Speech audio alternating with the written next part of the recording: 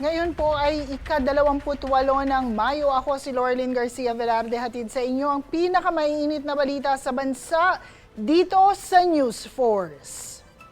Sa ulo ng mga balita, maraming pakinabang para sa bansa ang mga kasunduan sa pagbisita sa Japan. Japan, biggest infrastructure partner ng Pilipinas. Net satisfaction rating ng Pangulo, record low. Presyo ng LPG sa Hunyo, walang inaasahang paggalaw. Taiwan, pinalalakas ang depensa sa gitna ng tensyon sa China. 24/7 helpline para sa may mga gambling problem, inilunsad ng PAGCOR. PNP, tiniyak na walang special treatment para kay Senator De La Rosa. 113.6 million pesos na halaga ng smuggled na sigarilyo na kumpiska sa Basilan at Subo. Patas at pantay na balita, komprehensibong ulat para sa pulso ng masa. Ito ang News Force.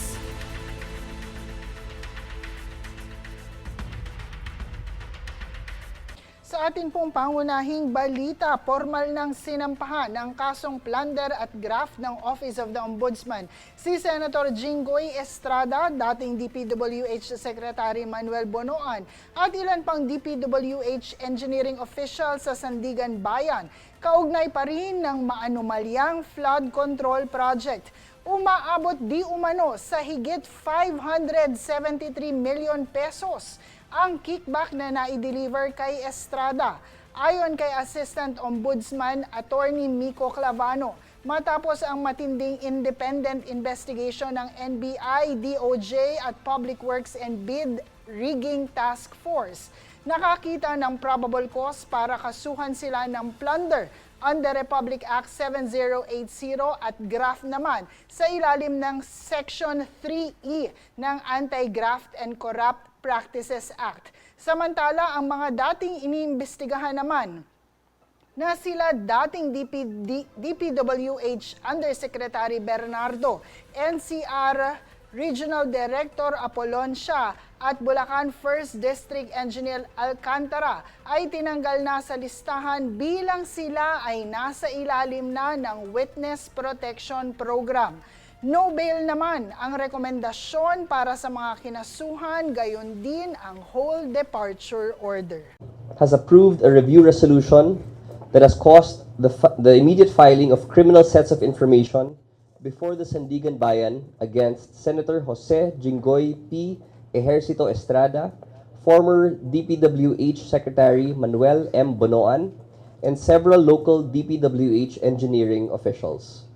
Following a rigorous and independent evaluation of the investigation forwarded to us by the NBI, DOJ, Public Works and Bid Rigging Task Force, our office found probable cause to indict the principal respondents for plunder under Republic Act 7080 and violations of Section 3E of the Anti-Graft and Corrupt Practices Act under Republic Act number 3019.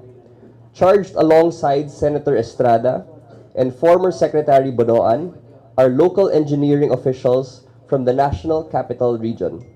Assistant District Engineer Denril Cesar S. Cortuna and District Engineers Manny B. Bulusan and Arturo L. Gonzalez Jr. The cases stem from an intricate mechanism involving illegal budgetary insertions and project allocations within the DPWH infrastructure portfolio for fiscal year 2025.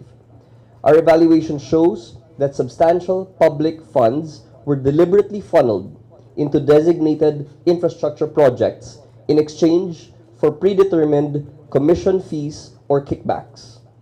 Case records point to an accumulated sum of illicit payouts amounting to an aggregate sum of over 573 million pesos, which were systematically delivered to the principal respondent, Senator Jinggoy Estrada. Sa iba pang pang balita, kasalukuyang pa ring nasa Japan si Pangulong Ferdinand Marcos Jr. para sa kanyang 4-day state visit. Naging makabuluhan ang unang 2 araw ng kanyang pagbisita, kung saan ay nakaharap na niya ang mga Filipino community sa Japan, gayon din ang mga Japanese businessmen at personal na pagtanggap ng Emperor at Empress ng Japan sa Imperial Palace. Inaasahan na maraming pakinabang para sa ating bansa ang mga kasunduan sa pagitan ng Pilipinas at Japan. For over 70 years, wave after wave of people-to-people engagement and wide-ranging collaboration have collectively transformed our bilateral relationship into one of the most vibrant and forward-looking partnerships in the Indo-Pacific. Rooted in shared values, strengthened by mutual trust and meaningful cooperation, and guided by a common vision for peace, prosperity, and development. Whether in seasons of abundance or of hardship, Japan has consistently stood shoulder to shoulder with the Filipino people, extending solidarity and assistance at the right moments to reassure us that we have a friend that we can always count on. The Philippines remains committed to working closely with Japan to harness our intensifying strategic partnership as a force for good, not only for our two countries, but also for the broader Indo-Pacific region.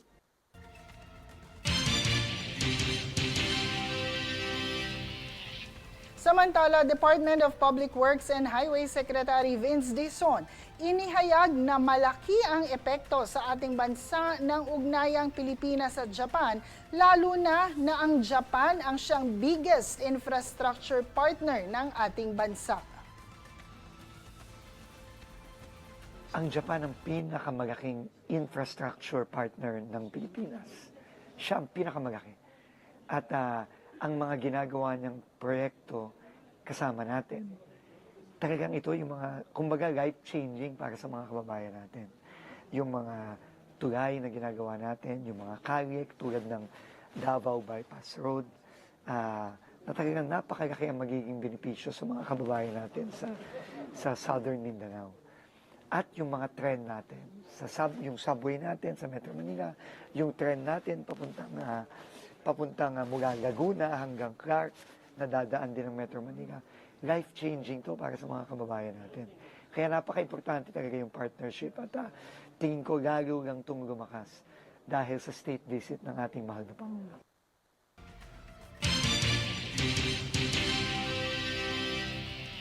Sa iba pang balita, net satisfaction rating ni Pangulong Ferdinand Marcos Jr. sumadsad sa negative 15% base sa pinakahuling survey na ginawa ng Social Weather Stations o SWS. Ang survey na isinagawa noong March 24 to 31 na mayroong 1,500 respondents ay may resultang 33% na Filipino satisfied, 18% undecided at 49% dissatisfied sa kanyang performance bilang presidente, kumpara sa neutral negative 3% rating noong November 2025. Ito ngayon ay 12 points na pababa at considered na record low rin kumpara sa negative 12 noong Marso ng taong 2025. Ayon kay Undersecretary Claire Castro, mas lalong pagbubutihin pa ng Pangulo ang pagtatrabaho. Sa ating pagkakatingin, depende nga po yan sa mga respondents na nakakausap. Sabi nga po natin, muli, tinagurian nga po si Pangulo na highest rated among the top 4 officials in the nationwide survey. So naniniwala po tayo na nararamdaman ng ibang mga kababayan natin ang ginagawa ng gobyerno. Nagkakataon lamang po siguro ang nakakausap ay mga taong hindi pa nahatiran or hindi pa naramdaman ang tulong ng gobyerno. But still, ang mga numerong ito makakatulong para mas pagbutihan pa. Alam natin na sinasagad na ng Pangulo ang pagtatrabaho pero makakatulong to para mas pagbutihan pa ng Pangulo ang pagtatrabaho at pagbibigay ng tulong sa ating mga mamamayan.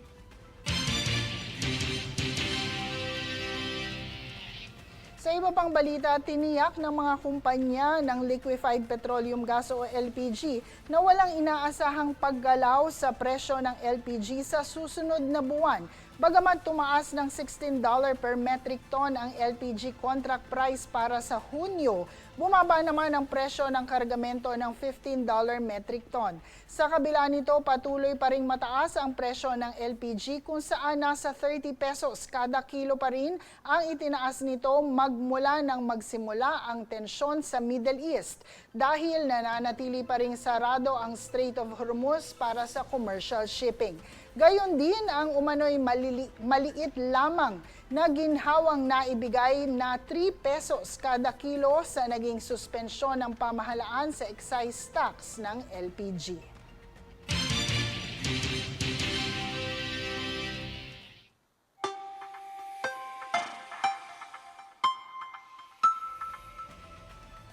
Para sa ating ulat panahon, nakakaapekto pa rin ang dalawang weather systems na magdulot ng pag-ulan sa malaking bahagi ng bansa. Asahan ang pag-ulan at pagkulog pagkidlat sa Palawan, Silangang Visayas at buong Mindanao dulot ng trough o extension ng bagyo sa labas ng PAR at southwesterly wind flow. Habang mainit at maalinsangang panahon pa rin ang mananaig sa nalalabing bahagi ng Visayas at Luzon na may posibilidad din ng pag-ulan dahil sa localized thunderstorms. Higit 50 lugar naman sa bansa ang inaasahang makakaramdam ng Danger Level Heat Index na 42 degrees Celsius o higit pa, lalo na sa tinatayang pinakamataas na 47 degrees Celsius heat index sa Sangli Point sa Cavite City.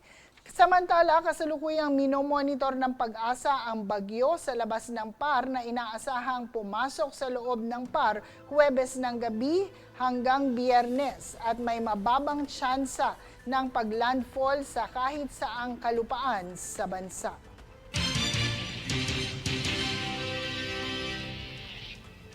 Susunod sa News Force. Taiwan pinalakas ang depensa sa gitna ng tensyon sa China. PNP tiniyak na walang special treatment kay Senator Bato de la Rosa. 24/7 helpline para sa mga gambling problems inilunsad ng PAGCOR. Manatiling nakatutok para sa higit pang mga balita sa pagbabalik ng News Force.